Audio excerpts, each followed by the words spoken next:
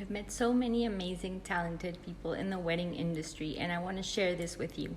So join me on this journey. Welcome to Wedding Industry Faces. Hi, we are here today with Bernie and Bindi. They are not only incredible photographers, these guys are power couple goals, and you're gonna find out why today. I'm so happy to have them here for my very first episode of Wedding Industry Faces. Welcome, guys. Thank you. Thank you so much for your time. This is how it's gonna work. I'm just gonna do what I love, which is makeup, while you guys answer some questions. Okay. Sounds good. I really love your photography style. Can you tell us what the name of the style is and why did you decide to go down this path? Shall I answer?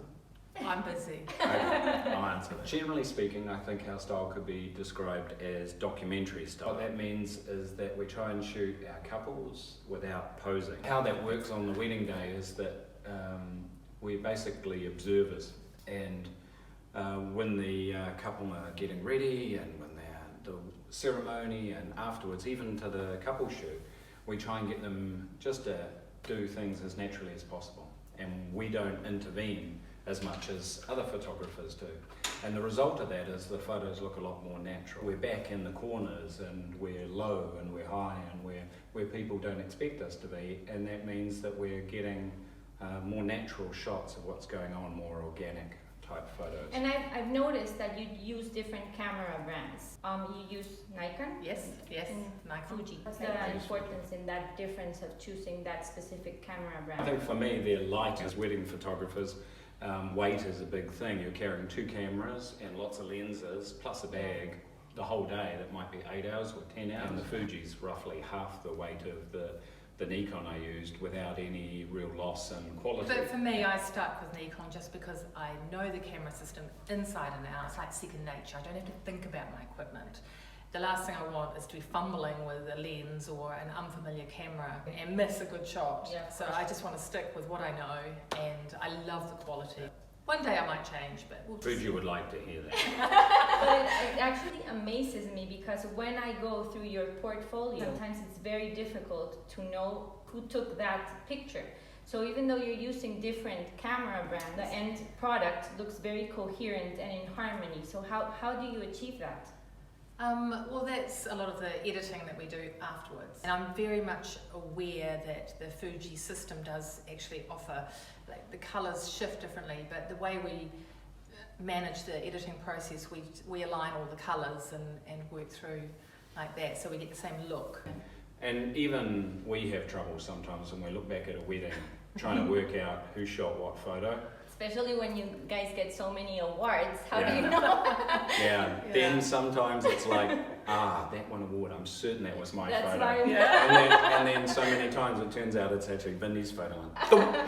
Why is there such a huge range in the price of wedding photography? That's a good question. I think the prices differ so much because of a lot of things, but basically the industry isn't regulated. Anyone can pick up a camera and say they're a wedding photographer.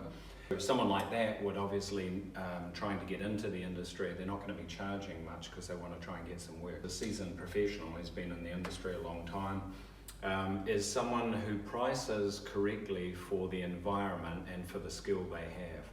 So when someone hires us, they're hiring us for all of our experience that we've got, all the hundreds of weddings that we've already shot, and all our background in commercial photography, all our equipment, the way we edit, and artistic skill as well.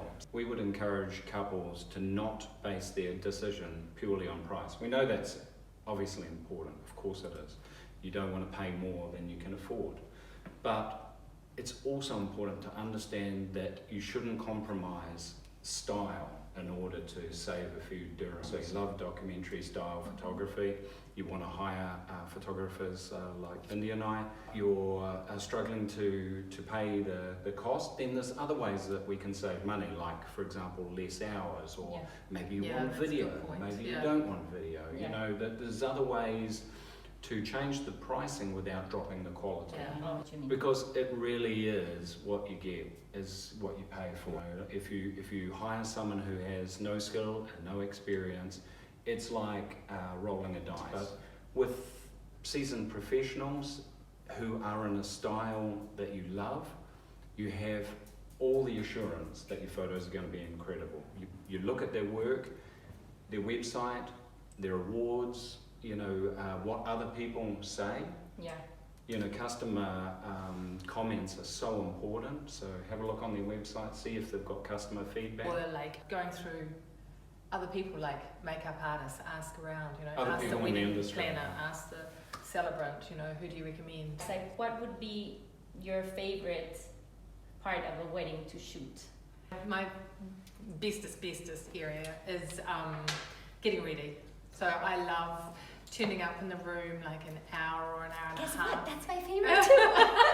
I think it's a really good chance for the bride, who's normally a little bit nervous, and the bridesmaids, you've never met the bridesmaids, you've often met the bride, but it gives them a chance to relax, get to know you, get to see the way you work, which is really important because... Yeah, you're building a relationship on the day, as well as hopefully beforehand. Yeah, and she's learning that you're not going to be standing there going, oh, you need to stand here, stand there, do this, do that. You know, I turn up, I don't pretty much say anything. I'm literally in the background. I don't want to interfere.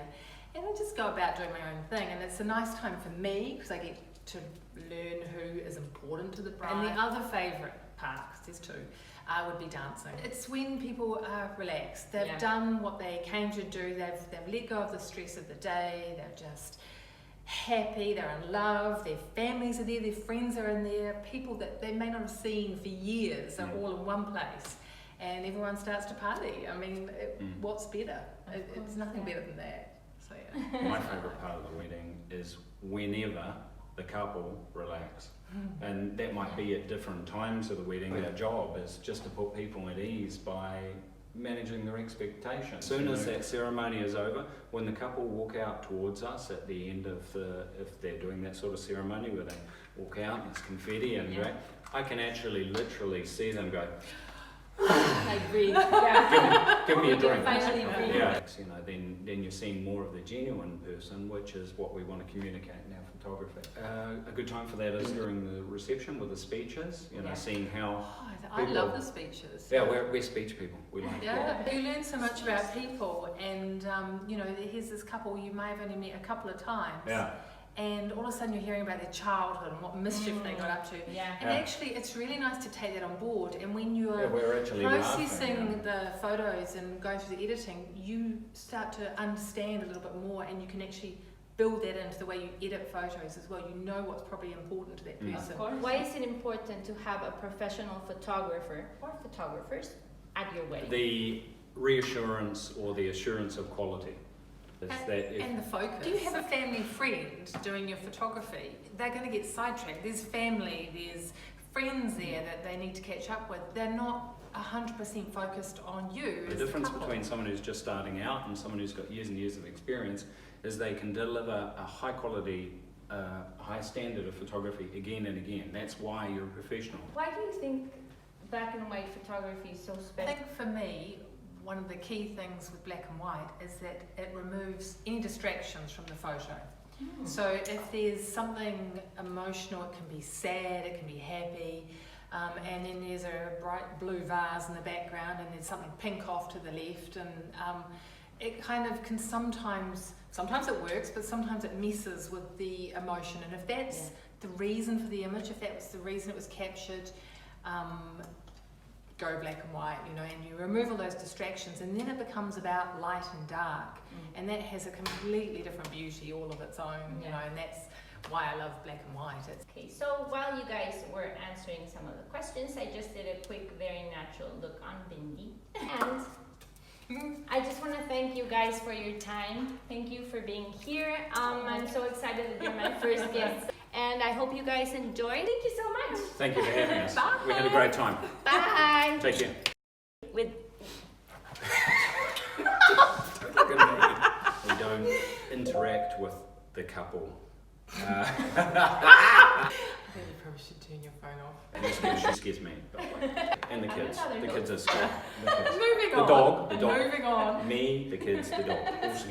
What happened to Bindi's pants? Oh my God. I'm not saying anything else, unless of course you email me directly and ask me at info@bernieandbindi.com.